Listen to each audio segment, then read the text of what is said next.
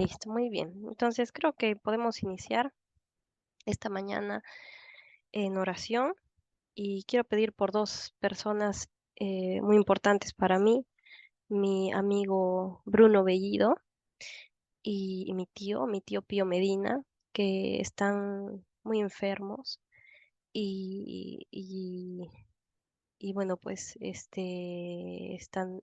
uno de ellos está en el hospital y el otro está en casa, pero ya están muy malitos. Así es que quiero aprovechar esta oportunidad para poder orar por ellos y, si Dios quiere en su misericordia, que puedan conocerlo ahora que es un tiempo de prueba y de tener fe, ¿no? Entonces, acompáñame por favor en oración, Padre mío, Padre Santo, bendito Señor, te doy gracias, Padrito lindo, porque hoy día puedo compartir tu palabra, Señor, con mis amigas, mis seres queridos, Señor. Te doy gracias, Padre amado, por todas tus bendiciones, porque tú eres el único, Señor, que sabe cuáles son los propósitos de las cosas que nos pasan, que nos acontecen. Te pido por mi tío Pío, Señor, Padre mío, que puedas tocar su cuerpo, tocar su espíritu, Señor, y su corazón para que puedas, a través de este dolor que él está pasando en este momento, hacerte presente, Señor, en su vida. Te pido por mi amigo Bruno para que de igual manera, a través de estas pruebas que nos pones, puedas hacer que él voltee a mirarte, Señor. Aunque sabemos que tenemos a veces dudas y el corazón no está dispuesto cuando lo tenemos todo. Ah, a veces somos más dóciles o menos orgullosos cuando estamos en situaciones difíciles. Te pido, Señor, que todas las personas que estén pasando por algo difícil, voltee a verte, Padre mío, para que nuestro orgullo sea socavado y siempre permanezca tu gloria, Padre amado. Te pido por este día que vamos a leer algo muy importante, de repente lo más importante que hay en la Biblia sobre lo que tú has escrito y sobre lo que tú has querido que nosotros sepamos, Señor.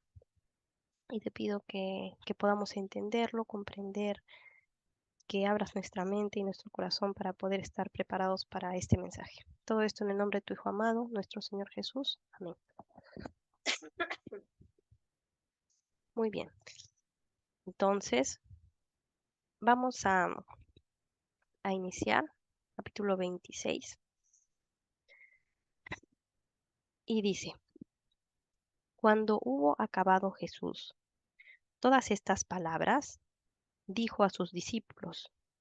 Todas esas palabras, ¿se acuerdan que vimos en el 24, en el 25, que estábamos hablando sobre el fin de los tiempos, ¿no? Y algunas profecías que estaba diciendo Jesús, que ya se han cumplido y que vienen por cumplirse, ¿no? Y de su segunda venida. Y todo eso estaba hablando Jesús, ¿no? Y dice, cuando hubo acabado Jesús todas estas palabras, dijo a sus discípulos, ¿sabéis que dentro de 2 días, sabéis que dentro de 2 días se celebra la Pascua y el Hijo del Hombre será entregado para ser crucificado? O sea, ya hasta este momento sabemos que el Hijo del Hombre, cuando él habla de eso, es un hombre mesiánico, o sea, que sabemos que él es el Mesías y les está diciendo que él va a ser crucificado, ¿sí?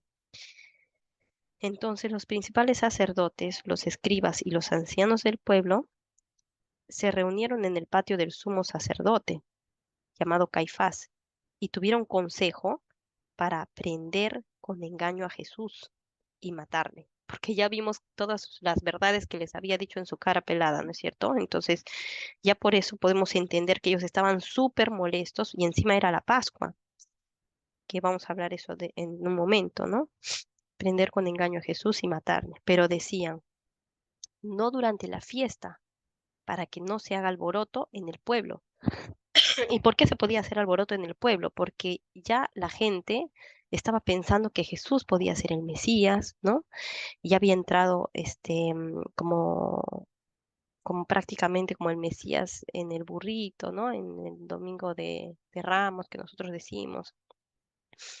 Y entonces ellos no querían hacer esa, eh, o sea, no querían estar, porque había gente del pueblo que estaba a favor de Jesús y otros obviamente estaban en contra, pero ya se estaba, pasando la voz, ¿no? Que él había hecho milagros y que él podría ser el Mesías, pero como les hablaba antes, era un Mesías, Mesías que ellos esperaban era un Mesías político, ¿ya? No era un Mesías redentor de pecados, espiritual, ¿no? Y hasta ahora, todas las veces que hemos hablado de Jesús en esto, hemos visto que todo lo que él dice se tiene que discernir espiritualmente, ¿sí? Y eso es importante porque a veces nosotros queremos entenderlo con nuestro conocimiento, ¿no? Las cosas, queremos entenderlas con nuestra cabeza de humanos y a veces las cosas, de humanos no son, no son las cosas de Dios, ¿no? Entonces, yo quiero compartir con ustedes esto porque probablemente este capítulo y todo lo que ocurre después, ¿no? En esos últimos capítulos de Mateo, son el motivo por los que se ha escrito toda la Biblia, ¿ya? Entonces, vamos a explicar un poco sobre la fiesta de la Pascua. ¿Y qué cosa es la Pascua? Porque a veces nosotros hasta comemos caldo de Pascua, ¿no? Y ni siquiera sabemos qué es la Pascua, ¿no? La Pascua es una fiesta judía, ¿ya? Es una fiesta judía pero miren qué hermoso que es la mente de nuestro Señor, ¿no? Él hace que nosotros podamos ver, o sea, nos tiene que hablar muchas veces, ya dijimos, somos como niños, ¿no? Como niños espirituales donde nos tiene que decir varias veces las mismas cosas, mostrarnos todo. Miren, la Pascua es una conmemoración, ¿no? Que hacen los judíos cuando ellos son liberados de Egipto, cuando el pueblo hebreo es sacado de Egipto por Moisés. Entonces, la última plaga, ¿no? Que hace Moisés o sea, que Dios manda a Egipto a través de Moisés, es que iban a morir todos los primogénitos de, de Egipto, ¿ya? Tanto los primogénitos de los animales, de las personas. Y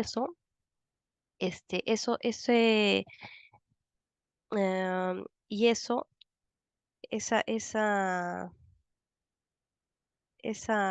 castigo, ¿no? Que da al pueblo Egipto por no dejar salir a los hebreos para liberarlos, tiene una serie de especificaciones exactas en el sentido de que Dios iba a pasar esa noche, ¿no?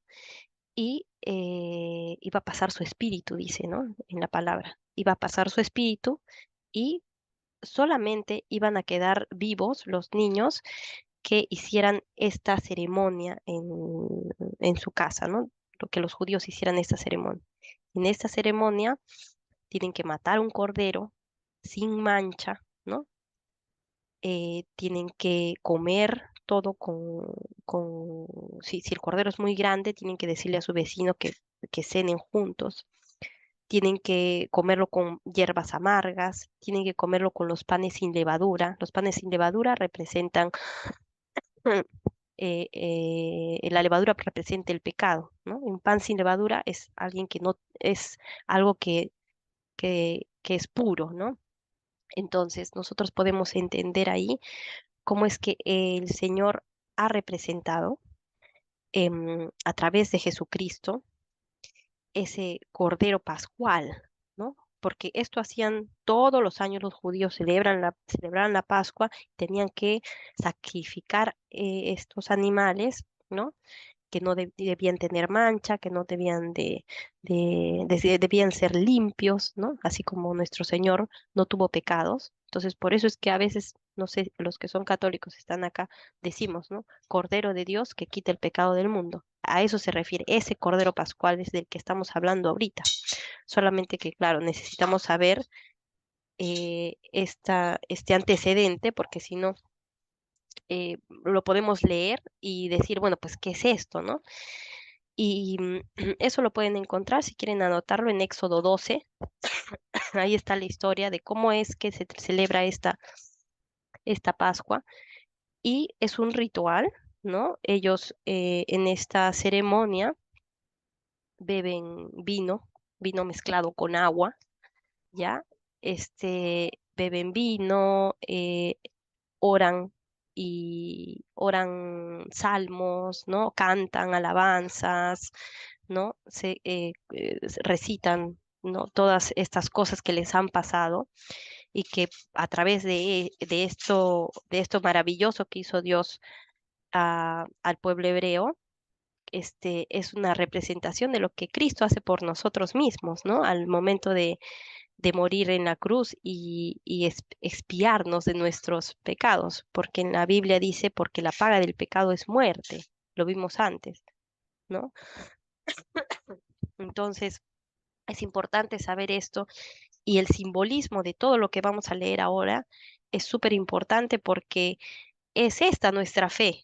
O sea, esto es la carnecita, por así decirlo. Todo está girando en relación a esta parte de, de la pasión y muerte de nuestro Señor, ¿ya? Y esto está escrito en el Antiguo Testamento, porque yo he escuchado decir a personas que no, que el Antiguo Testamento ya no, que ahora solamente leemos el Nuevo Testamento. No, si tú no lees el Antiguo Testamento, ¿cómo vas a comprobar que el Nuevo está siendo, no podrías comprobar que el Nuevo Testamento es real, ¿sí?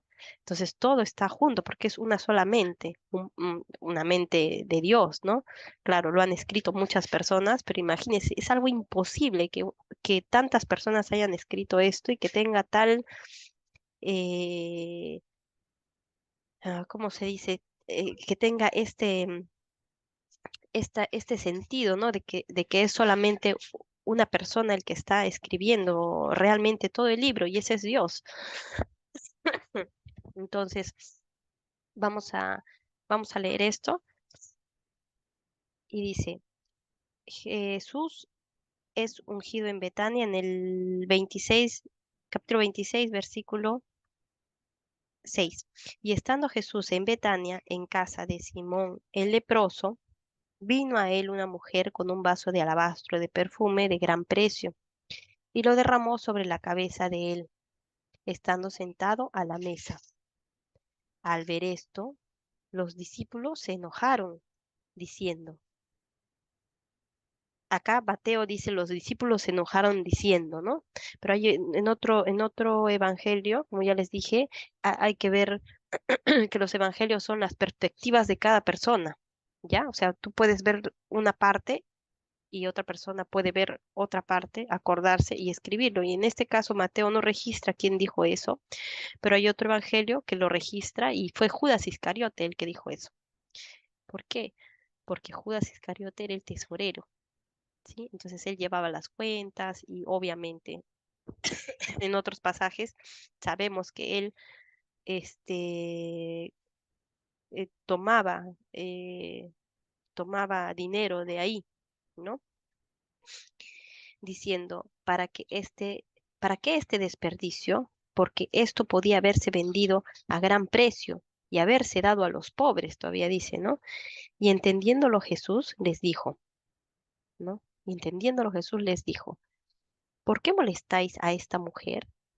Pues ha hecho conmigo una buena obra, porque siempre tendréis pobres con vosotros, pero a mí no siempre me tendréis, porque al derramar este perfume sobre mi cuerpo, lo ha hecho a fin de prepararme para la sepultura.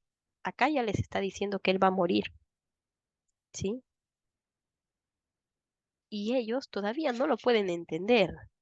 O sea, ellos ya seguramente esta mujer lo ha entendido, sabe que Jesús ya va a morir y por eso está derramando este perfume, haciendo, de repente este perfume de alabastro costaba muy caro, es como si se hubiera gastado todos los sueldos de un año, o sea, era carísimo. Y ella se lo da con amor, ¿no? Con ese amor. ¿no? Y dice, de cierto os digo que donde quiera que se predique este evangelio en todo el mundo, también se contará lo que ésta ha hecho para memoria de ella, ¿no? Y él mismo les dice, yo voy a morir, ella me está ungiendo, es como preparando mi cuerpo para morir, ¿no? Y ellos probablemente hasta ese momento no lo podían entender. Versículo 14. Entonces, uno de los 12, o sea, ahí ya Judas se hartó, ¿no? Dijo, ya, esto ya, porque seguramente está que quería hacer algo, ¿no? Que se llamaba Judas Iscariote, fue a los principales sacerdotes y les dijo, ¿qué me queréis dar? Y yo os lo entregaré.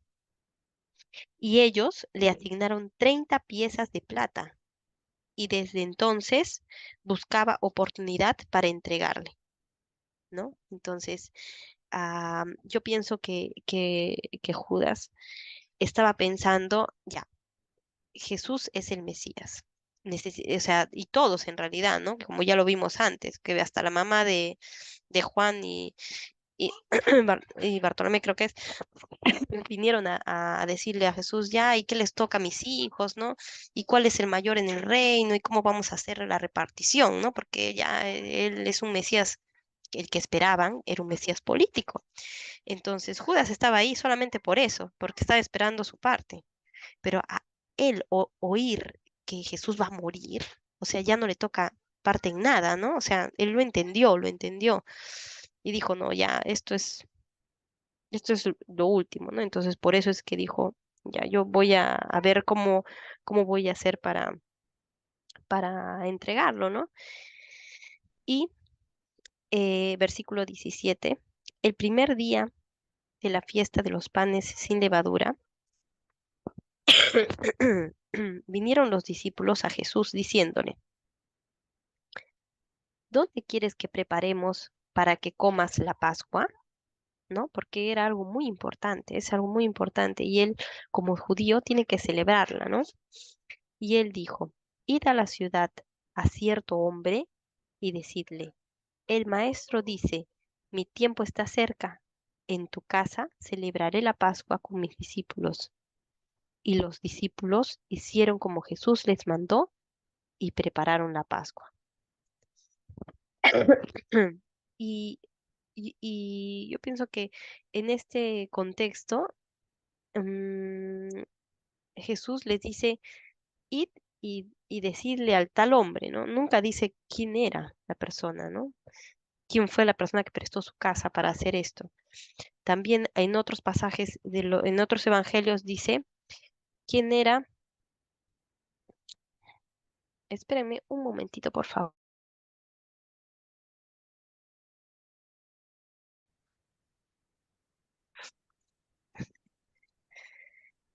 Ya, entonces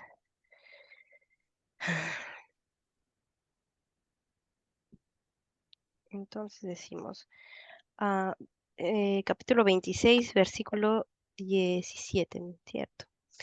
El primer día de la fiesta de los panes sin levadura vinieron los discípulos a Jesús diciéndole, ¿dónde quieres que preparemos para que comas la Pascua? Y él dijo, id a la ciudad a cierto hombre, así, a cierto hombre y decidle, ¿no? En otros pasajes dice, al hombre que está con el cántaro de agua, y todos sabemos que las mujeres en ese tiempo son las que llevan el agua. Entonces era fácil de identificar, pero nunca dijo el nombre de esta persona. Y algunos estudiosos piensan que esto puede ser porque Judas estaba ya pensando en entregarlo y Jesús necesitaba llegar a la Pascua porque Él es el Cordero Pascual. Tiene que ser el mismo día, ¿sí? O sea, no puede ser otro día. Por eso es que es la misma fecha, ¿ya? Y vamos a ver aquí. Y esto me hace acordar, miren, alguna vez conocí a una chica que era judía y se sorprendió que nosotros celebráramos la Semana Santa cuando ellos celebran la Pascua. O sea, celebran la Pascua, sí, celebramos la Pascua y ellos no sabían eso, ¿no? Porque claro, hay judíos que son mesiánicos, que creen en Cristo, y hay otros judíos que no creen en Cristo, que son la mayoría, pero no podían ver que Jesús era el Cordero Pascual, ¿no? Entonces, bueno, pues por eso es que no dice el nombre de la persona ni nada, solamente les da esas indicaciones. Y al final, versículo 20 dice, cuando llegó la noche, se sentó a la mesa con los 12. O sea, ya ahí ya estaba Judas, ¿no? También. Y mientras comían, dijo, de cierto os digo que uno de vosotros me va a entregar. Y entristecidos en gran manera, comenzó cada uno de ellos a decirle, ¿soy yo, Señor? ¿Eso qué quiere decir? ¿Se acuerdan de la parábola que vimos la vez pasada de las vírgenes y las lámparas? Que todas se ven igual. Entonces no podían saber, no podían ver el corazón de la persona, solamente podían ver sus acciones, ¿no? Y en este caso, cada uno decía, ¿seré yo? Porque todos nos vemos iguales, ¿no? Y no todos tenían esa fe, ¿no? Real. ¿Soy yo, Señor? Entonces él respondiendo dijo, el que mete la mano conmigo en el plato, ese me va a entregar. Y bueno, ya saben que ellos no usan cubiertos, ¿no? Remojan el pan, ¿no? En una salsa que ellos hacen, que también tiene toda una serie de connotaciones, este, mm, que son rituales que les hacen conmemorar cosas, ¿ya? Es una salsa especial que la hacen con, con unos frutos especiales, no sé cómo es. La cosa es que en esa salsa tú mojas el pan y vas comiendo la cena. Y con la mano, ¿no? Entonces dice, am, dice, el que come conmigo el pan, ese me va a entregar, ¿no? A la verdad, ah, el que mete la mano conmigo en el plato, ese me va a entregar. Versículo 24. A la verdad, el Hijo del Hombre va, según está escrito de él, mas hay, o sea, el Hijo del Hombre va se refiere a que él está yendo por su propia voluntad, a que sea muerto, ¿no? Porque él conoce todo, sabe que eso le va a tocar. A la verdad, el Hijo del Hombre va, ¿no? Va como un cordero al matadero, un cordero, ¿no? Y si alguien no ha visto morir un cordero, bueno, pues no dice nada. O sea, es un animal tan noble, ¿no? No grita, no dice nada, así como si alguien ha visto, ¿no? Según está escrito de él, mas hay de aquel hombre por quien el Hijo del Hombre es entregado, ¿no? Le está diciendo Judas. Bueno le fuera a ese hombre no haber nacido. Entonces, respondiendo Judas, el que le entregaba, dijo, ¿soy yo maestro? Todavía miren, a ver, o sea, como diciendo, a ver si lo sabe, pues, ¿no? Y le dijo, tú lo has dicho, ¿no? Y mientras comían, tomó Jesús el pan. Ya, acá quiero que presten mucha atención, porque como ya les dije antes, los evangelios están escritos desde perspectivas, diferentes, ¿ya? Porque ya sabemos que, ¿quiénes son los dos discípulos que estuvieron en la cena? Mateo y Juan, ¿no? Ellos son testigos presenciales, ¿ya? Marcos y Lucas son gente que ha recopilado todas estas historias de los discípulos, obviamente, supongo que de María también, que siempre estuvo con la primera iglesia, ¿no? Y se iban contando y diciéndose las cosas de cómo era, y ellos han podido recopilar, ¿no? Esto que ha ocurrido, y por eso es que van a ver en unos evangelios que se registran algunas cosas y en otros evangelios no se registran algunas cosas.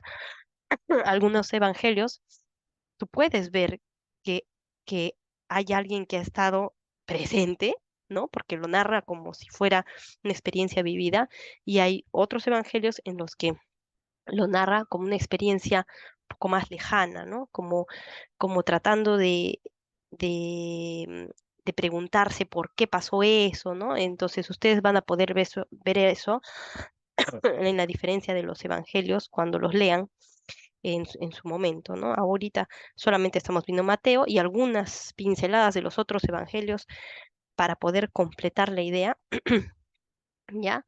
Pero básicamente es eso. Y yo quería tomar esto como ejemplo, porque muchas veces van a encontrar gente que dice, ay, pero si eso no dice en este evangelio, entonces no es verdad, entonces ¿por qué se contradicen? ¿No es cierto? Y van a encontrar gente que hace eso porque no saben, ¿ya? Porque no han leído. Entonces, acá les voy a hacer ir, por favor, a Juan, a Juan,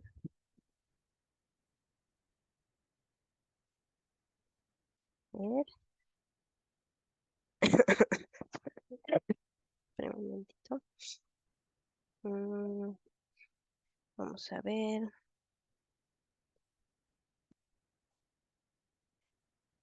Juan 13,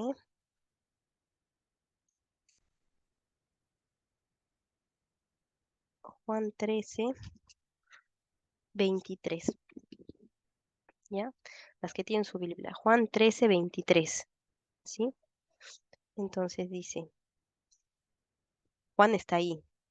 Y miren, miren esto, ¿ah? Y dice, y uno de sus discípulos, al cual Jesús amaba, ya, este nombre, al cual Jesús amaba, Juan, siempre, nunca pone Juan en el Evangelio de Juan, nunca nunca dice su nombre en ese Evangelio. Siempre se pone así, al cual Jesús amaba, el discípulo amado de Jesús, ¿ya? Él siempre dice, y uno de sus discípulos al cual Jesús amaba, o sea, él mismo está diciendo, ¿no? Estaba recostado al lado de Jesús. ¿Qué quiere decir? Que él estaba más cerca, ¿no? A este pues hizo seña Simón Pedro, ¿no? Simón Pedro le dijo, pregúntale, para que preguntase quién era aquel de quien hablaba. Pregúntale quién es, ¿no? Le debe estar diciendo Pedro ahí codeándolo a Juan. Él entonces, recostado cerca del pecho de Jesús, le dijo, Señor, ¿quién es? Entonces ahí es cuando Jesús recién responde. Respondió Jesús, versículo 26, a quien yo diere el pan mojado, aquel es. Y mojando el pan, lo dio a Judas Iscariote, hijo de Simón. Y después del bocado, Satanás entró en él. Entonces Jesús le dijo, lo que vas a hacer, hazlo más pronto.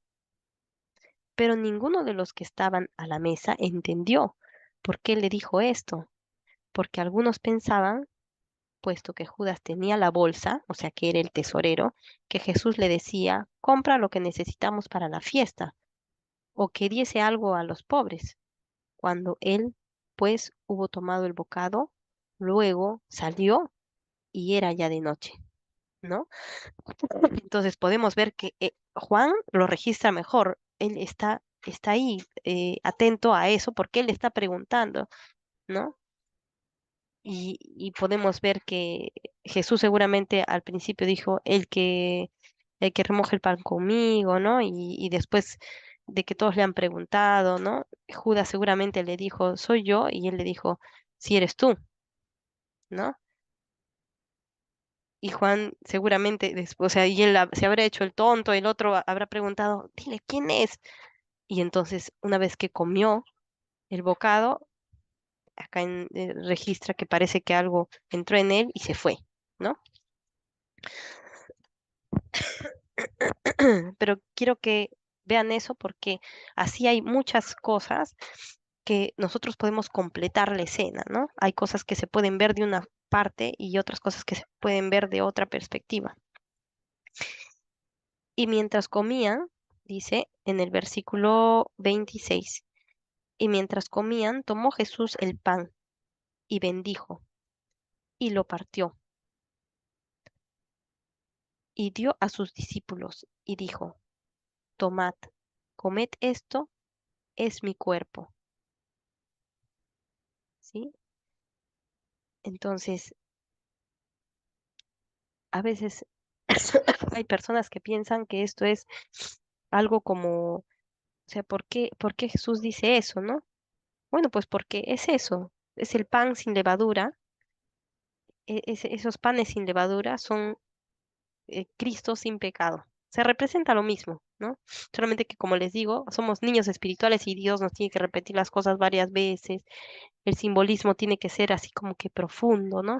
Porque si Él viene y te dice eso, va a quedar en nada, ¿no? Así nomás como algo. am, Estoy segura que si Jesús viniera y dijera esto es así y lo explicara como realmente es, no podríamos entenderlo, ¿ya? Entonces, por eso Él nos habla de esta forma, ¿no? Y mientras comían, tomó Jesús el pan y bendijo y lo partió y dio a sus discípulos y dijo, tomad, comed, esto es mi cuerpo, ¿sí? Les voy a pedir por favor que salgan un momentito porque ya me está, me está, mm, listo. Entonces, este, tomando la copa, ¿no? Versículo 27, y tomando la copa y habiendo dado gracias, les dio, diciendo, bebed de ella todos, porque esto es mi sangre del nuevo pacto, ¿sí? Porque Dios hizo un pacto con los hebreos cuando los sacó de Egipto, ¿ya? Ese pacto que tenían que poner la sangre del cordero en el dintel de la puerta para que Dios no llevara a los primogénitos y que solamente murieran las personas que no habían hecho esto de matar el cordero, comer la cena, ¿no? Eso del cordero pascual, eso fue un pacto con ellos para liberarlos, ¿no? De la esclavitud de los egipcios. Y entonces, este nuevo pacto, ¿de qué nos libera? Nos libera a nosotros del pecado, ¿no? Somos libres en Cristo. ¿Por qué? Porque prácticamente no tenemos que hacer nada para recibir esto, ¿sí? Es un regalo. Entonces, ese regalo nos hace libres de poder hacer lo que, lo que nuestro corazón, lo que nuestro espíritu nos manda a hacer. Entonces, depende mucho de qué cosa tenemos en nuestro corazón. Y si es el Espíritu Santo, Él va a actuar. ¿Sí? Él va a actuar, va a hacer las obras del Espíritu, va a hacer los frutos del Espíritu. ¿Sí?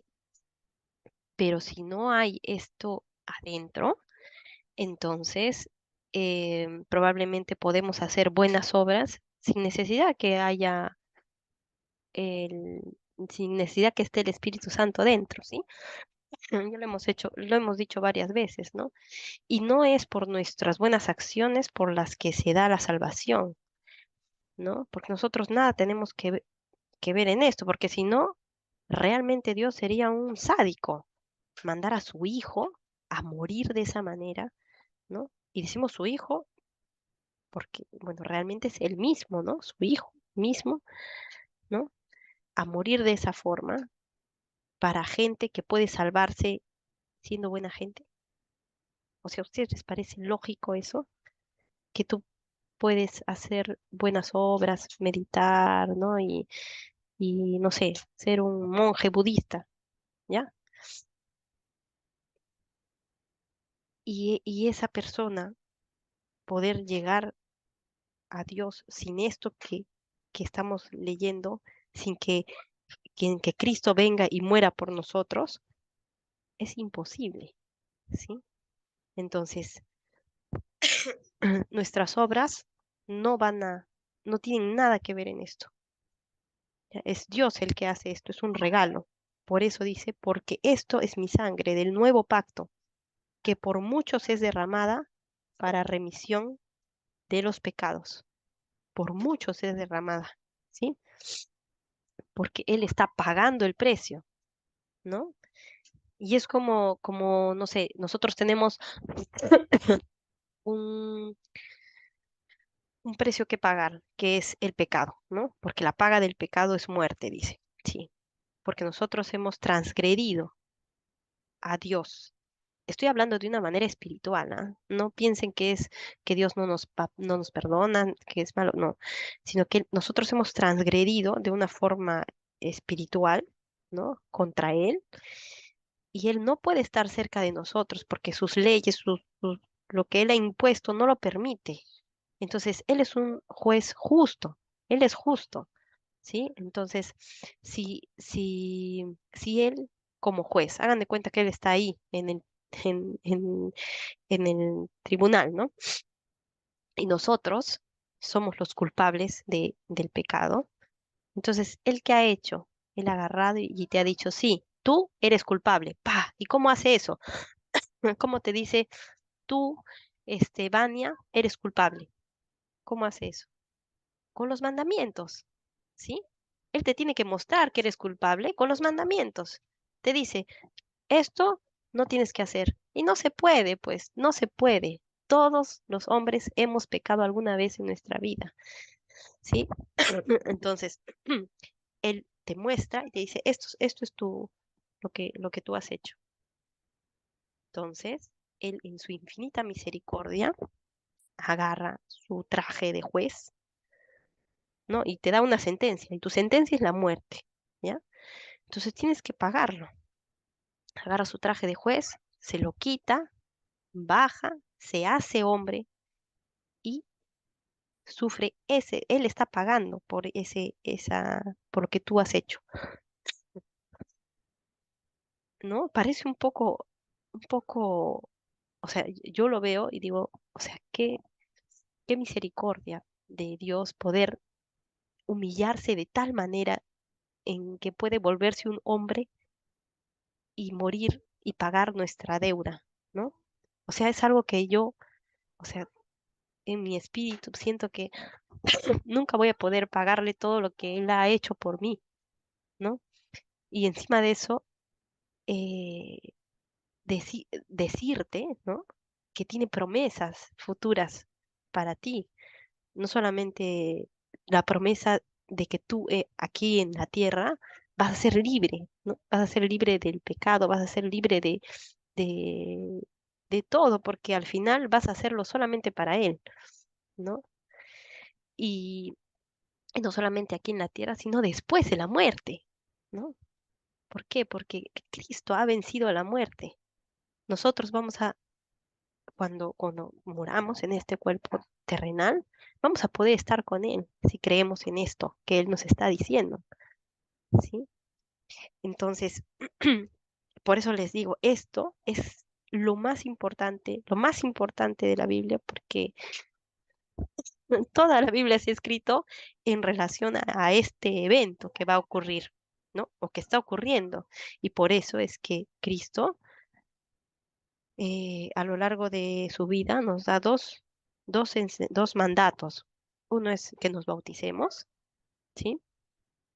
Que también es para conmemorar que nosotros estamos arrepentidos, ¿no? Porque el que dice, sí, sí creo en Cristo y no se arrepiente, es como, es como lo que les decía antes, puedes estar seguro que esa persona no tiene a Cristo en su corazón, ¿no?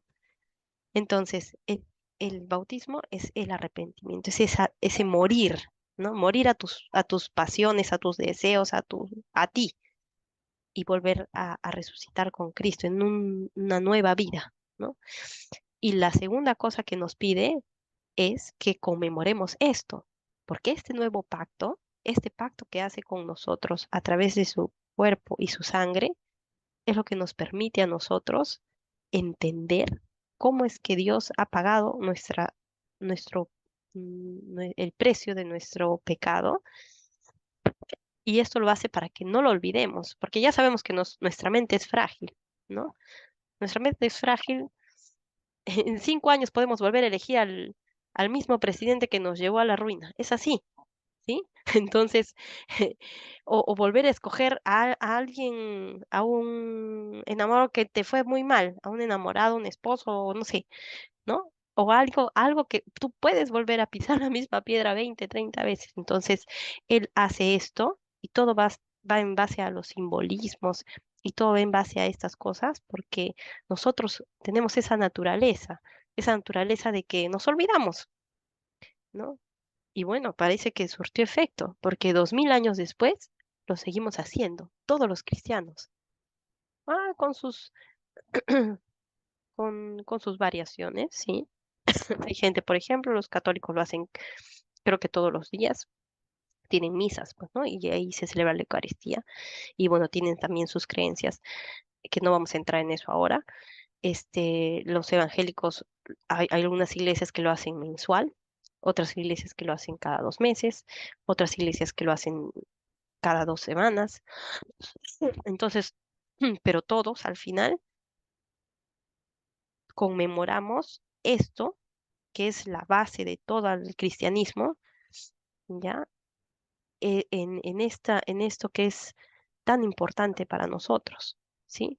Y no quiere decir que tú vas a la iglesia y ya te comes la hostia, el pan consagrado y eso y ya, estás libre de pecado. No, es solamente un símbolo para que te acuerdes que Él hizo eso por ti, para que te acuerdes, ¿sí? Y porque el tú pensar que vas solamente, ya llegas tarde, ¿no? A la prédica, a la misa, llegas tarde, pero ya agarraste la hostia, listo, estás salvada esa semana, ¿no? Entonces, no, no, porque es solamente es para conmemorar, ¿ya? Y dice, y os digo que desde ahora no beberé más de este fruto de la vid hasta aquel día en que lo beba nuevo con vosotros en el reino de mi Padre. ¿Ya? Y acá van a darse cuenta que él este, bebe estas copas. Y yo busqué en el ritual de esta cena de la Pascua, hay 4 copas que se beben. ¿Ya? La primera copa es una copa de santificación. La segunda copa, ¿ya? Es la copa de acción de gracias. La tercera copa, ¿ya? Es la copa de la redención. Y esta es la copa que bebe Jesús con ellos en este pasaje. Ya, en los otros evangelios se ve, ¿ya? Pero es la copa de la redención, ¿no? La cual representa esa sangre, ¿no? De la redención de Jesús. Esa es la tercera copa. Todo es en simbolismo, ¿sí? Y hay una cuarta copa que normalmente se bebe en esta cena, en este día, ¿ya? Y como ya les dije, el vino va mezclado con agua, porque si no ya estarían, pues, ¿no? Con todas las copas. Entonces es un tercio de agua, es un tercio de vino y 2 tercios de agua, ¿ya? Y esa cuarta copa es de la que habla acá el Señor. Dice, y os digo que desde ahora no beberé más de este fruto de la vid hasta aquel día en que lo beba nuevo con vosotros en el reino de mi Padre. ¿Sí? Y esa cuarta copa en los judíos es la copa de la alabanza, que quiere decir que hasta que todos al final de los tiempos alabemos a Jesús, hasta ese día vamos a poder beber la copa con nuestro Señor. ¿Sí? Eh, vamos a, pienso que podemos llegar hasta un poquito más. Jesús anuncia la negación de Pedro. Ya la siguiente vez vamos a terminar de hacer